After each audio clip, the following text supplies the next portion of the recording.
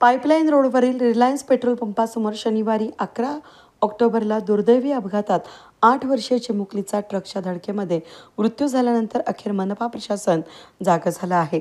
नागरिकांच्या संतापानंतर सोमवारी मनपा आणि पोलीस प्रशासनाच्या संयुक्त कारवाईत रस्त्यावरील अतिक्रमण हटवण्यात आलं.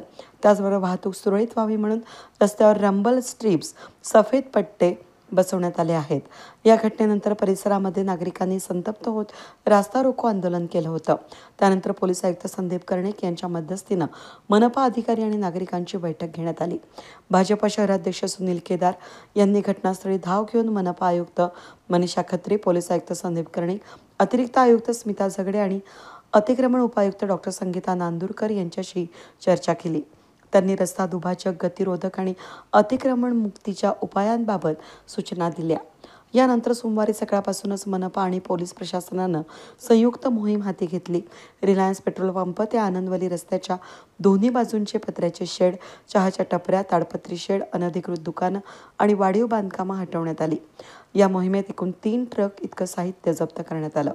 कारवाई दरम्यान विभागीय अधिकारी राजाराम जाधव, सुमन गवळी, भरत खिरणार, तानाजी निगळ, संजय कोठोळे, भगवान सूर्यवंशी, आकाश पवार, प्रमोद आव्हाळे, सुमेश दिवे, श्रीराम शिंदे, त्याचबरोबर सातपूर आणि गंगापूर पोलीस ठाण्याचे अधिकारी आणि कर्मचारी उपस्थित होते.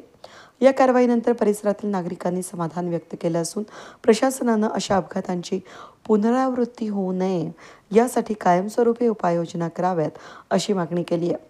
वेद न्यूजसाठी प्रतिनिधी कमलाकर तिवडे, सातपूर.